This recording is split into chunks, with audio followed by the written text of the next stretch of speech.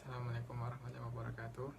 Perkenalkan, saya Muhammad Adi Nugraha. Saya di kelas 2C dengan FM akhir 093. Di sini saya akan menjelaskan makalah yang telah saya buat, yaitu tentang konsep kurikulum pendidikan jasmani.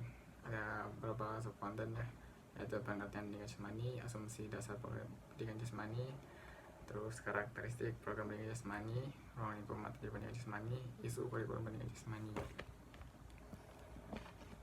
Terus yang pertama, pengertian pendidikan jasmani. Di sini ada menurut Rosdiani, pendidikan jasmani dapat didefinisikan sebagai proses pendidikan yang memanfaatkan aktivitas jasmani yang direncanakan secara sistematis.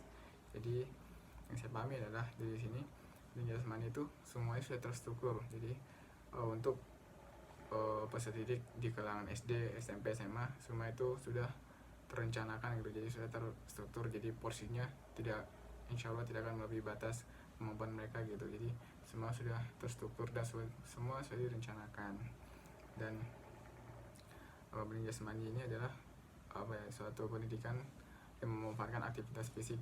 Jadi sarananya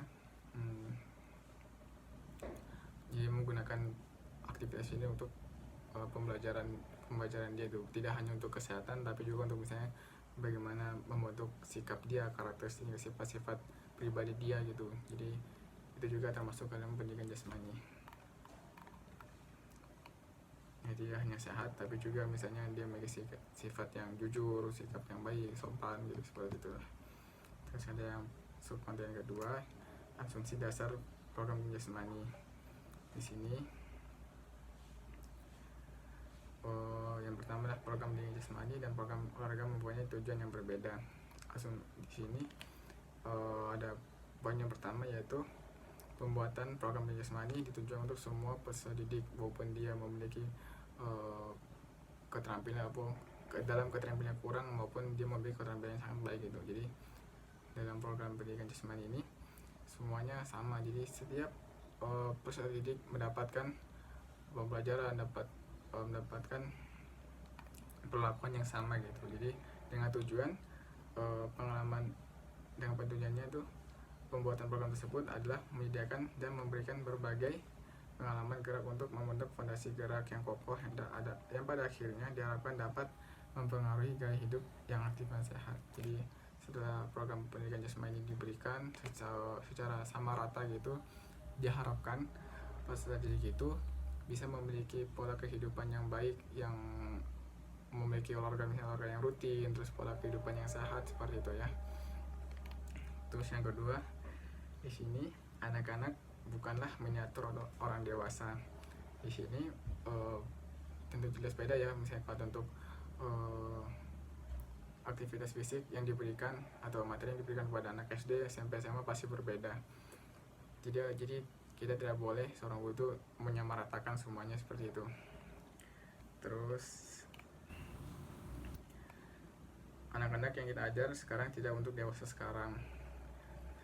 Program pendidikan jasmani yang ada sekarang berusaha memperkenalkan anak didik pada dunia yang ada sekarang, dan juga sekaligus mempersiapkan anak didik untuk hidup dalam dunia yang belum pasti di masa yang akan datang. Jadi di sini pendidikan jasmani juga berperan ya, misalnya membentuk fisik yang baik gitu. Sebenarnya dalam, walaupun dia jarang olahraga di luar sekolah, tapi sebenarnya waktu di sekolah dia mendapatkan aktivitas fisik yang diharapkan dengan itu bisa membuat fisiknya tetap stabil, sehat. Lebih bagus lagi kalau dia bugar gitu ya. Nah diharapkan seperti itu. Jadi dengan fisik yang bagus itu, yang sehat seperti itu, yang optimal, yang baik, itu bisa bermanfaat untuk dia di masa yang akan datang gitu. Jadi ketika mungkin dia sudah masuk dunia kerja gitu, fisiknya bisa bertahan gitu ya, bisa bagus lah intinya. Terus yang kedua adalah aktivitas fisik dan olahraga di masa yang akan datang mungkin sangat berbeda dengan aktivitas fisik dan olahraga yang ada dan populer pada masa sekarang.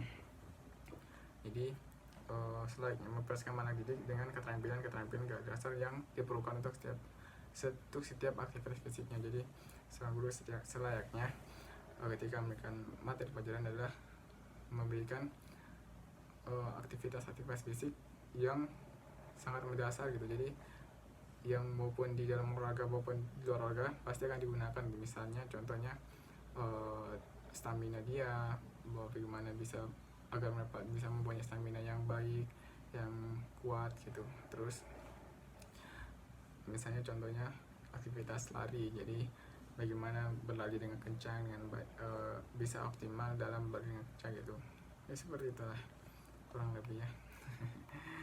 Terus ketiga, karakteristik program pendidikan jasmani.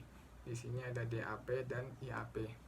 DAP adalah tugas ajar yang memperhatikan perubahan kemampuan anak dan tugas ajar yang dapat membantu mendorong perubahan tersebut. Jadi tujuan dari poin yang ini adalah bagaimana ketika kita seorang guru memberikan materi itu diharapkan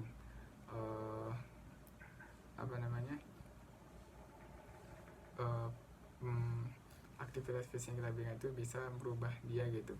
Jadi bisa mendorong dia di misalnya anak ini memiliki sifat malas dalam olahraga gitu, tapi ketika waktu pelajaran di sekolah mendapatkan materi yang baik yang sesuai dengan porsinya dan sesuai dengan apa yang diinginkan, di luar sekolah dia akan lebih semangat lagi atau dia ingin memiliki aktivitas olahraga rutin di luar sekolahnya seperti itu. Terus yang IAP adalah tugas ajar yang diberikan diketahui merupakan cara-cara pembelajaran yang baik, yang paling baik. Cara pembelajaran tersebut merupakan hasil penelitian. Jadi dalam yang poin yang IAP ini adalah ketika memberikan materi ke anak itu dengan menggunakan cara yang paling baik, yang mudah dipahami, mudah dipraktekkan, mudah dicerna oleh peserta yang kita ajar gitu. Jadi ketika menyampaikan itu tidak sulit untuk dipahami gitu. Jadi ketika kita memberikan pemahaman, kita memberikan contoh, ketika kita menyuruh anak peserta gitu untuk melakukannya, dia bisa melakukannya gitu. Jadi dengan cara yang paling mudah, paling baik. Terus di sini ruang lingkup materi pendidikan jasmani. Terus di sini ada beberapa poin, yaitu pertama poin permainan olahraga, contohnya kayak olahraga tradisional, permainan dan atletik misalnya. Terus aktivitas pengembangan, misalnya bentuk postur tubuh secara aktivitas lainnya itu. Terus aktivitas senam, misalnya senam irama, senam lantai, terus seperti itu. Terus aktivitas ritmik, misalnya SKJ, gerak bebas, senam aerobik. Sini aktivitas air, permainan air di air, keselamatan di air, dan keterampilan gerak di air dan berenang seperti itu. Terus pendidikan luar sekolah, yaitu ketika piknik, menjelajah, atau di sini juga mendaki gunung seperti itu. Terus aspek yang gak kalah penting adalah kesehatan. Di sini peserta didik diajar bagaimana sih mempunyai pola kehidupan yang baik, rutinitas yang baik, yang sehat, terus bagaimana mencegah dan merawat cedera seperti itu. Terus memilih makanan minuman yang sehat seperti itu. Terus ya, terus terutama juga mengatur waktu istirahat. Jadi dia bisa mengatur waktunya, kapan istirahat, kapan makan, kapan harus belajar seperti itu. Terus ini isu poin yang kelima ya, isu kurikulum jasmani. Ini ada isu program, yaitu yang pertama isunya adalah kurang memperhatikan tujuan yang bersifat afeksi seperti kesenangan dan keceriaan. Jadi terkadang dalam pendidikan jasmani itu pembelajarannya adalah kurang memperhatikan kesenangan dan keceriaan. Jadi intinya kurang dapat gitu ya. Terus kurangnya menyadari bahwa olahraga merupakan media yang mencapai tujuan pendidikan pada umumnya. Jadi kurang dipahamkan gitu. Jadi ke anak bahwa pendidikan olahraga itu sangat penting, atau olahraga aktivitas fisik itu sangat penting, karena dengan aktivitas fisik ini bisa menunjang semua pembelajaran, misalnya di luar, misalnya kok kayak matematika, fisika, yang lainnya seperti itu. Jadi dengan fisik yang sehat, dengan tubuh yang bekerja dengan baik dan benar gitu, bisa memudahkan mereka untuk belajar mata pelajaran lainnya gitu. Jadi misalnya kalau tubuh kita sakit, otomatis akan kesulitan untuk belajar, mempelajari atau belajar materi lainnya seperti itu. Di sini ada isu proses pembelajaran. Di sini aktivitas pendidikan jasmani yang diperoleh siswa cenderung terbatas. Siswa berpartisipasi pada permainan dan aktivitas yang jumlahnya relatif terbatas. Jadi dalam sini terkadang seorang peserta itu tidak bisa mengeksplor olahraga lainnya itu, jadi hanya terbatas sesuai dengan materi yang digurikan oleh seorang gurunya gitu. Jadi adapun ingin melakukan aktivitas olahraga lainnya harus di luar sekolah seperti itu. Terus di sini juga jumlah siswa dalam pelajaran Jonjas lebih dari jumlah dalam kelas yang sebenarnya, misalnya mengajar 4 kelas sekaligus. Jadi dalam satu kali pertemuan banyak banyak peserta didik yang ikut dalam itu, jadi kesempatan untuk melakukan aktivitas juga terbatas begitu. Terus isu penilaian di sini, pengecekan terhadap pemahaman siswa dan pemberian umpan balik yang memadai dalam rangka meningkatkan penguasaan materi oleh siswa sebagai salah satu bentuk evaluasi nampaknya belum merupakan bagian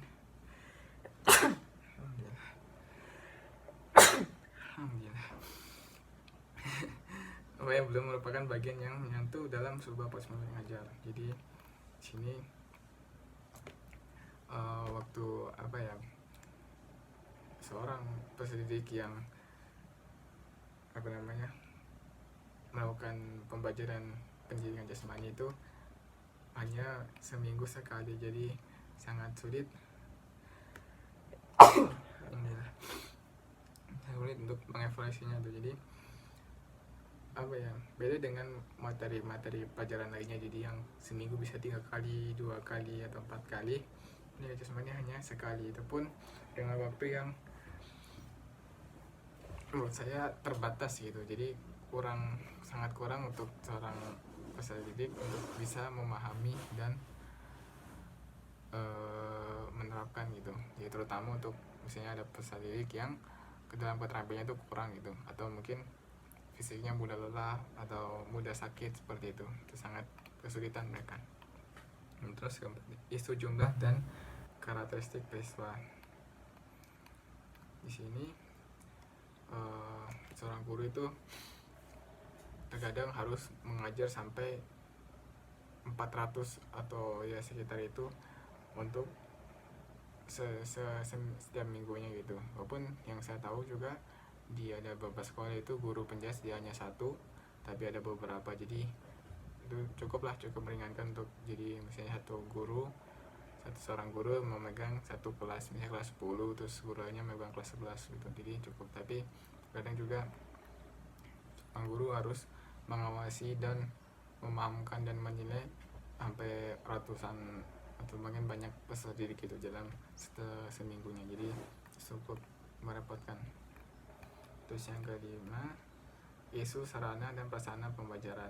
Nah di sini menurut saya yang sangat sangat terasa, yaitu adalah tidak semua sekolah memiliki sarana prasarana yang lengkap gitu. Jadi terutama itu untuk yang daerah-daerah yang daerah-daerah pedesaan seperti itu, walaupun tidak jarang di kota pun sarana prasarana juga sangat terbatas, apalagi dengan lahan yang sangat terbatas ya, terutama untuk lapangan pun akan sangat sulit ya. Belum lagi dalam satu kali pertemuan itu ada kelas lain juga yang menggunakan lapangan, jadi harus berbagi, harus ya sangat sulit lah kalau ini untuk sarana dan prasarananya, terutama untuk olahraga yang pendidikan olahraga ya sangat mengutamakan sarana prasarana itu sangat penting, itu sangat menunjang keberhasilan dan kemudahan dalam mempelajari suatu aktivitas gerak itu, seperti itu. Terutama untuk olahraga yang prestasi seperti itu sangat-sangat berguna dan sangat perannya sangat sangat riskan gitu. Terus yang poin yang terakhir adalah isu keberhasilan kurikulum penjas. Di sini yang saya tahu rata-rata selama peserta didik itu mengikuti pelajaran, dia akan dapat nilai yang bagus gitu. Jadi di sini pun salah satu indikator yang kita bisa telusuri adalah dari karakteristik para lulusannya gitu. Jadi keberhasilan kurikulum Pancasila itu masih samar lah, jadi tidak ada patokannya gitu. Jadi terkadang mungkin yang saya tahu itu jadi kayak hampir semua sama gitu, selama yang dia mengikuti dan berusaha dia akan dapat nilai yang bagus, yang standar seperti itu. Ya mungkin itu 5 subkonten yang saya sampaikan. Mohon maaf bila banyak kesalahan dalam video kali ini. Ya, waalaikumsalam warahmatullahi wabarakatuh.